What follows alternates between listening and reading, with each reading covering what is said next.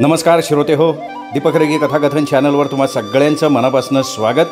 मित्रांनो, तुम्ही ऐकताय अभय बापट यांची गेस्ट हाऊस ही कादंबरी आणि आज भाग 3. पाणिनींनी आपल्या जवळच्या किल्लीनं ऑफिसचं दार उघडलं. आत येताच कॉफीचा मस्त दरवळ आला. पाणिनींनी तिच्याकडे कॉफी मागितली. दोघेही कॉफी पिताना गप्पा मारत बसले. मैथिलीबरोबर झालेल्या भेटीची सौम्यानं त्याच्याकडे चौकशी केली. मैथिली आहुजाच्या ड्रेसचा जो तुकडा त्याने कापून आणला होता तो पाणिनींनी खिशातनं बाहेर काढला. काय आहे हे? सौम्यानं विचारलं आणि मग पाणिनींनी तिला सगळी हकीकत सांगितली. तू इथे ऑफिसमध्ये बुटाची एखादी जादा जोडी ठेवली आहेस का? अचानक पाणिनींनी विचारलं.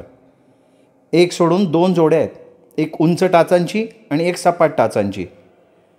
तू उंच टाचांचे बूट घाल, ते चिखलात खराब होणार आहेत.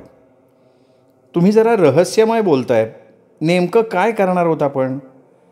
आपण कायद्याच्या चौकटीतलीच गोष्ट करणार आहोत, पण चौकटीच्या फार आत न राहता रेषेच्या अगदी खेटून थांबणार आहोत.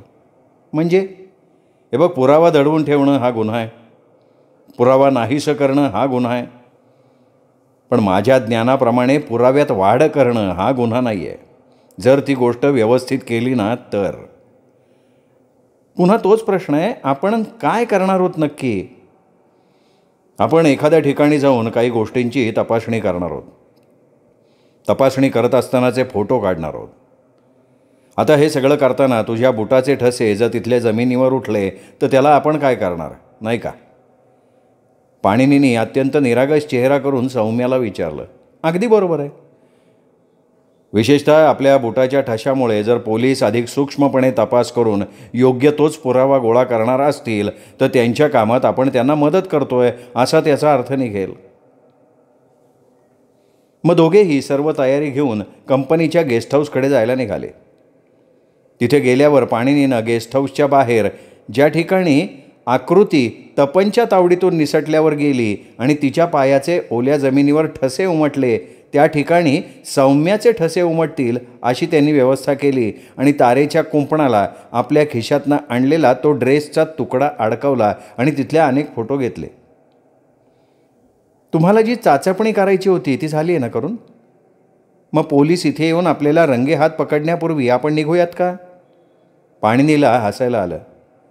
तुला भूक लागलीच आहे आधीपासनं, तेव्हा हा पोलिसांचा बहाणा सांगून त्यांच्याप्रती आदर दाखवू नकोस.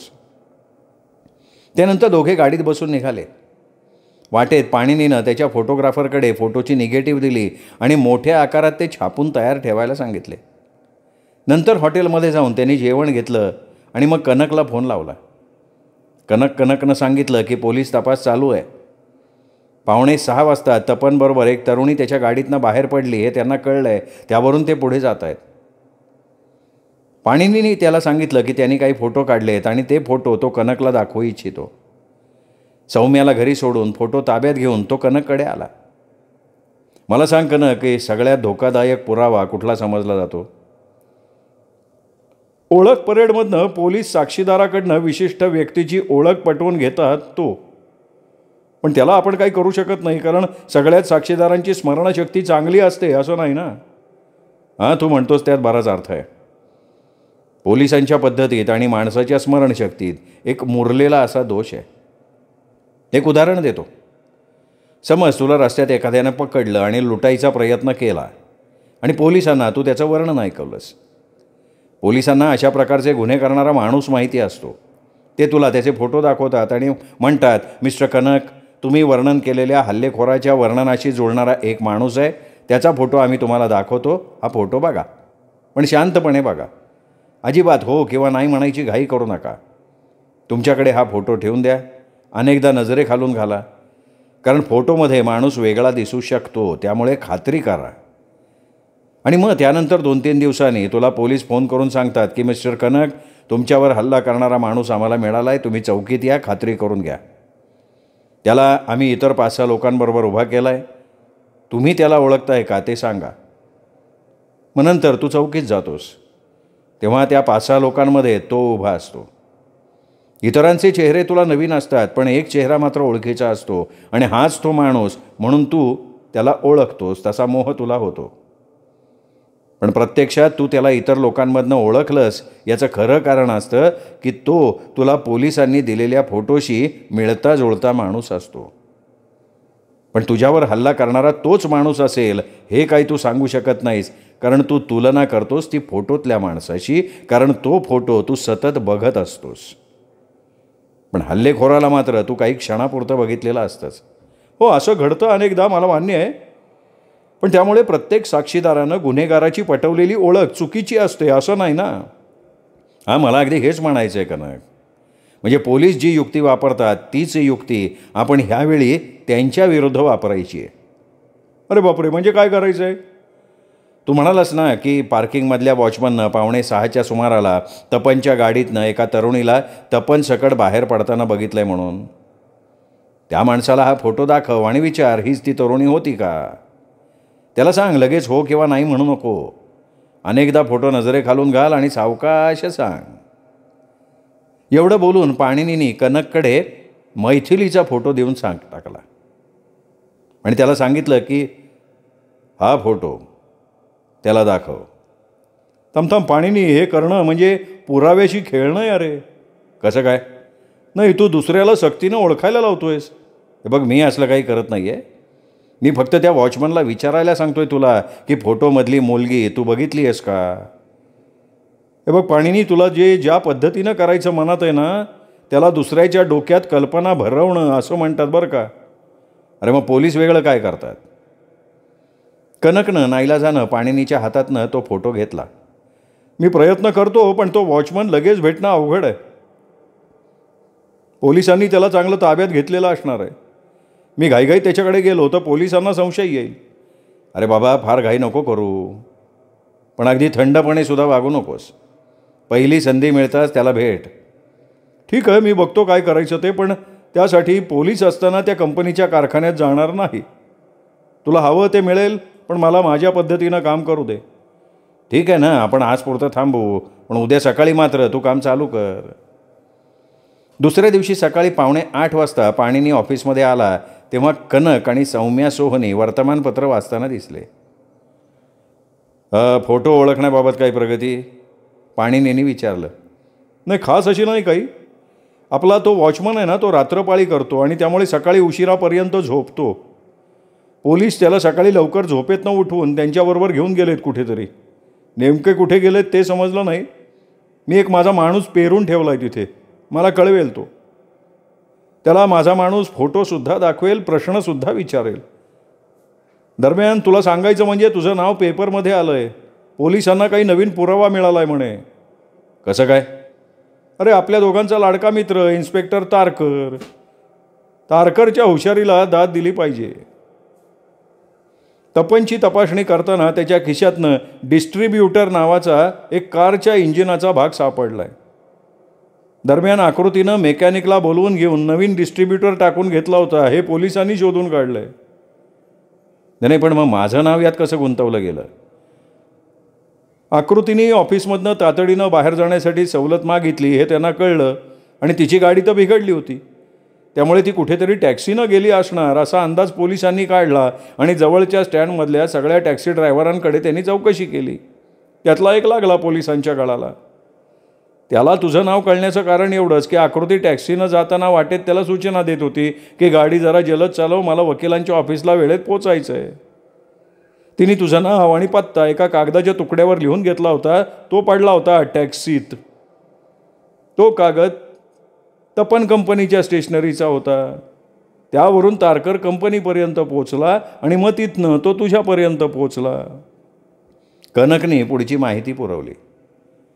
म्हणून पोलिसांनी आकृतीच्या फ्लॅटची कसून तपासणी केली का? हो, त्या तपासणीत त्यांना कपड्यांच्या कपाटात एक ड्रेस मिळाला आहे जो एके ठिकाणी फाटला होता. नंतर त्यांच्या लक्षात आलं तेव्हा ते कंपनीच्या गेस्ट हाऊसजवळच्या काटेरी कुंपणाजवळ गेले तपासणी करायला. तिथे त्यांना तारेत अडकलेला ड्रेसचा तुकडा मिळाला.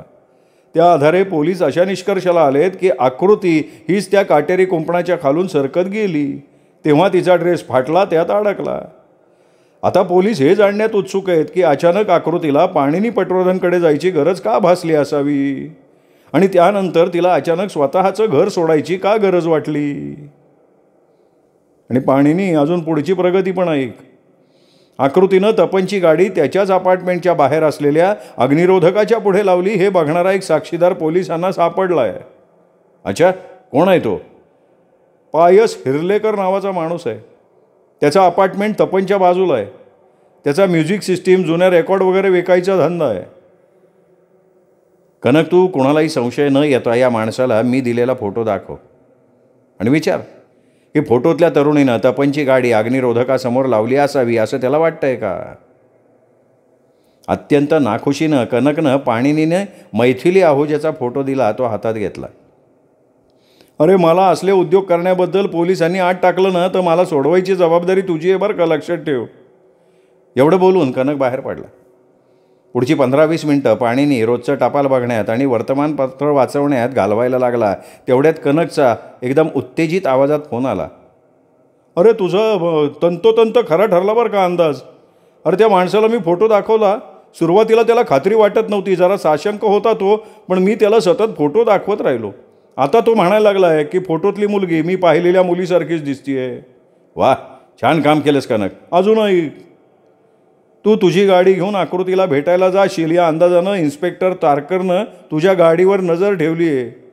आपल्या ऑफिसच्या इमारतीसमोरच्या अग्निशमन यंत्राच्या खांबासमोर या क्षणी पोलिसांची गाडी उभी आहे. बरं झालं मला आधीच कल्पना दिलीस. मी विचार करून ठेवतो त्या दृष्टीनं. नंतर सौम्यकडे वळाला आणि पाणिनी म्हणाला, इथून बाहेर जा, मैथिलीला फोन लाव. आपल्या ऑफिसचा फोन कदाचित पोलिसांनी टॅप केला असेल. मैथिलीला आज मी रजा घ्यायला लावली होती. तिला म्हणावं इकडे निघून ये गाडी घेऊन. मी माझी गाडी ज्या पार्किंग लॉटवर लावतो त्या इमारतीचा पत्ता तिला दे. आणि आता नीट ऐक सौम्या, महत्त्वाचं आहे. आणि ते जसंच्या तसं तिला सांग बरं का. ती मला बरोबर 10:40 पार्किंग लॉटमध्ये पोचायला हवी आहे. मी माझी गाडी घेऊन तयार असेन तिथे. तिने तिची गाडी पार्किंगमधल्या माणसाच्या ताब्यात दिली की लगेच ती माझ्या गाडीत बसेल. मला बघायचं आहे तारकर त्याचा सापळा माझ्या भोवती पसरवायला किती वेळानं सुरुवात करतोय आणि मला किती अवधी मिळतोय. नाही, पण तुम्ही जाणार आहात कुठे? दुकानात जाणार खरेदीला. आता आपण दोघांनी आपापली घड्याळं अगदी सेकंदाला सेकंद अशी जुळवून घेऊ. नंतर तू आणि मैथिली एकमेकींची जुळवून घ्या. रहदारीचा विचार करताना एखादं मिनिट पुढे मागे होऊ शकतं ना तिला पोचायला. आणि आकृतीला काय सांगायचं तिने बाहेर पडायचं कारण? तिला सांग आकृतीला म्हणावं की घरी स्वस्थ बस. रहदारीचा विचार करून घरातनं निघ. मला 10:40 ती इथे हवी आहे. म्हणजे 10:40 ती इथे हवी आहे. पाणिनी पटवर्धन बरोबर 10:35 त्याची गाडी चालू करून पार्किंग लॉटच्या बाहेर पडायच्या तयारीत होता. ती येईपर्यंत वेळ काढायचा म्हणून गाडी चालू करण्यात काहीतरी अडचण आल्याचा बहाणा त्याने केला. 10:40 25 सेकंद झाली आणि मैथिलीची गाडी रोरावत आत आली. ती अक्षरशः उडी मारून पाणिनीच्या गाडीत बसली. एवढं केलं तरी जरा उशीरच झाला हां, ती दिलगिरी व्यक्त करत म्हणाली. काही हरकत नाही, तू बऱ्यापैकी जमवलायस. पण वेळेच्या बाबतीत इतका आग्रह का होता तुमचा? मला माझी बाहेर जायची वेळ सहज आणि स्वाभाविक वाटेल आणि ती पार्किंगमधल्या रजिस्टरवर नोंदवली जाईल याची काळजी घेणं आवश्यक वाटत होतं. पाठलाग होणार नाही याचीही दक्षता घ्यायची होती मला. पण पाठलाग का होऊ शकतो आपला? आजचा पेपर वाचला नाहीस का तू? पाणिनीने विचारलं. तिनेही काहीतरी उत्तर दिलं पण पाणिनीचं लक्ष नव्हतं. तो गाडी चालवण्याकडे लक्ष देत होता. पहिल्या चौकात तो उजवीकडे वळला. त्यानंतरच्या सिग्नलला डावीकडे वळला. हिरव्या दिव्याचा पिवळा होण्यापूर्वी पुढच्या सिग्नलला त्याने गाडी पुढे दामटली. ती एकाग्र होऊन त्याचं गाडी चालवणं बघत होती. तुम्हाला पाठलाग चुकवायचा असेल तर तुम्ही इंग्रजी 8च्या आकड्यानुसार वळणं का घेत नाही? नाही, म्हणजे मी कुठेतरी वाचलं होतं बरं का. तू म्हणतेस ते काही बाबतीत खरं आहे, पण मला इथे त्यांना गुंगारा द्यायचा नाही आहे. उलट मला संशय आलेला नाही आहे असं त्यांना भासवायचं आहे. त्यांनी पुढे एका रुंद रस्त्याच्या कडेला गाडी लावली. हे बघ, आपण चालत चालत जाऊ पुढच्या चौकात. आणि मला सांग आकृती कशी आहे? आज सकाळी बरी होती ती. तिला मी काल रात्री झोपेच्या गोळ्या दिल्या होत्या. तिला सांगितलं मी की तुमच्यावर पूर्ण विश्वास ठेव. अचानक पाणिनीने विचारलं, तुला संगीत ऐकण्यात रस आहे का? मला स्टेरिओ म्युझिक ऐकण्यात प्रचंड रस आहे. मी वेडीच होते. चल आज जाऊन बसू मग. शेजारच्या एका मॉलकडे निर्देश करत पाणिनी म्हणाला. अगं या इमारतीत अत्यंत आधुनिक अशा वायफाय सिस्टीम आणि जुन्या रेकॉर्ड मिळतात. ते दोघं आत गेले. एका मोठ्या काउंटरजवळच्या एका विक्रेत्याजवळ आले. मला संपूर्ण हायफाय स्टिरिओ सिस्टीमबद्दल बोलायचं आहे. तुम्ही इथले प्रमुख आहात? मी इथं प्रमुख विक्रेता आहे. इथे हिर्लेकर म्हणून कोणीतरी आहे ना? पाणिनीने माहीत नसल्याचा आविर्भाव करत विचारलं. ते मालक आहेत. ते आत केबिनमध्ये आहेत ते? हां तेच. मला या स्टिरिओ सिस्टीमबद्दल त्यांच्याशी बोलायचं आहे. तुमची काही हरकत नाही ना? हां अजिबात नाही. मी एक काम करतो, मी हिर्लेकरला बाहेर बोलून आणतो ना. नाही त्यापेक्षा आपणच आज जाऊन बोलून त्यांच्याशी. तुम्हाला जे काही इथे कमिशन मिळत असेल ते तुम्हालाच मिळावं अशी माझी इच्छा आहे. त्यामुळे मी परस्पर मालकांना जाऊन भेटणार नाही. तुम्हीच आज जाऊन सांगा की ग्राहक आला आहे आणि तो तुमच्या मार्फत आहे. हिर्लेकरना विचारा की त्यांना तेजस बालगुडे माहिती आहे का? त्यांनी तुमच्याकडून मला हवी आहे तशी सिस्टीम विकत घेतली आहे काही दिवसांपूर्वी. तो विक्रेता केबिनमध्ये जाऊन हिर्लेकरशी काहीतरी बोलायला लागला. पाणिनी पटवर्धन त्याच्या पाठोपाठ केबिनच्या दाराबाहेर उभा राहिला. विक्रेत्याचं बोलणं ऐकल्यानंतर हिर्लेकरनं पाणिनीकडे बघितलं. त्याच्या कपाळावर आठ्या दिसत होत्या. तो दारात आला. हे बघा बालगुडे नाव मला काही आठवत नाही आहे. काही अडचण आहे का त्यांना? हां पण आम्ही एक खात्री देतो तुम्हाला की आमच्या दर्जाबद्दल आणि सेवेबद्दल आम्ही. तेवढ्यात मागणं एक वृक्ष आवाज आला. त्यामुळे हिर्लेकरचं बोलणं अर्धवट राहिलं. मिस्टर हिर्लेकर इथून पुढे तुम्ही या माणसाशी बोलू नका. आम्ही बघतो काय येते. पाणिनीने आवाजाच्या दिशेनं बघितलं. अरे तारकर तू काय करतोयस इथे? काय म्युझिक सिस्टीम वगैरे घ्यायची आहे काय? मी इथं जवळच आलो होतो. म्हटलं भेटावं हिर्लेकरला. आम्ही तसे जुने मित्र आहोत. तारकर म्हणाला आणि हिर्लेकरकडे वळून त्याने विचारलं. हिर्लेकर हा कोण इसम आहे माहिती आहे का तुला? हा पाणिनी पटवर्धन आहे, सुप्रसिद्ध फौजदारी वकील. त्याच्याबरोबरची तरुणी कोण आहे ते मला माहिती नाही आहे. पण माझ्या पुढच्या प्रश्नाचं उत्तर देण्यापूर्वी तू तिला नीट बघून घे. पटवर्धनचा हेतू चुकीचा असतो असं मी नाही म्हणणार. पण ज्या साक्षीदाराची भविष्यात उलट तपासणी घ्यायची असते त्याला तो त्याच्या विशिष्ट पद्धतीनं अडकवून वेडा करून टाकण्यात पटायचं आहे हे लक्षात ठेव. जर का भविष्यात तुला कोर्टात साक्षीदार म्हणून बोलवणं जाण्याची शक्यता असेल आणि तपनच्या अपार्टमेंटसमोर असणाऱ्या अग्निरोधकासमोर गाडी लावणारी तरुणी म्हणजे पटवर्धनबरोबर आत्ता असलेली तरुणी हे तुला ओळखायचं असेल तर सावध राहा. आणि पटवर्धन सहजगत्या म्हणेल की तुम्ही चुकीचं सांगता हिर्लेकर. तुम्हाला जी तरुणी गाडीतून उतरलेली वाटते ती म्हणजे माझ्याबरोबर तुमच्या दुकानात आलेली तरुणी आहे. हे बघ हिर्लेकर, या तारकरच्या बोलण्याकडे लक्ष देऊ नकोस. तो तुला गोंधळून टाकेल. माझ्याबरोबरची तरुणी वेगळी आहे आणि तुम्ही तपनच्या गाडीतून उतरताना बघितली ती तरुणी. पांबा पटवर्धन, मी ठामपणे सांगतो तुमच्या शेजारी उभ्या असलेल्या तरुणीलाच मी तपनच्या गाडीतनं उतरताना बघितलेलं होतं. अर्थात तिने त्यावेळी घातलेले कपडे वेगळे होते, आत्ताचे कपडे वेगळे आहेत, पण दोन्ही तरुणी एकच आहेत. हिर्लेकर खात्री कर, आधी खात्री करून घे. माझी खात्री झाली आहे हिर्लेकर म्हणाला. समाधानानं तारकर हसला आणि म्हणाला. पटवर्धन, मग माझी त्या तरुणीबरोबर ओळख नाही का करून देणार? जाऊ दे, तू कशाला मिस करून देतो की माझी ओळख. तर मग मिस आकृती, मी इन्स्पेक्टर तारकर. आणि मला तुम्हाला विचारायचं आहे की तपन ज्या रात्री मारला गेला त्या रात्री तुम्ही कुठे होतात? मैथिलीने त्याच्या प्रश्नावर चेहरा पाडला आणि खचून गेल्याचा अभिनय इतका अस्सल केला की क्षणभर पाणिनीसुद्धा फासला. घाबरून जाऊ नको तू आकृती. इन्स्पेक्टर तारकर तिला धीर दिल्याचं भासवत म्हणाला. हे बघ, तू जर निरपराध असशील तर तुला कोणी हात लावू शकणार नाही. मिस्टर तारकर, तुझी थोडीशी चूक होतीये तिला ओळखताना. पाणिनी म्हणाला. मी तुझी ओळख करून देतो. ही देवनारमध्ये राहणारी आणि सेक्रेटरी म्हणून एका ठिकाणी नोकरी करणारी तरुणी आहे. या तरुणीचं नाव आहे मैथिली आहुजा. तिला वायफाय म्युझिक सिस्टीममध्ये रस होता म्हणून आम्ही इथे आलेलो होतो. तारकरच्या मनात अचानक संशय निर्माण झाला.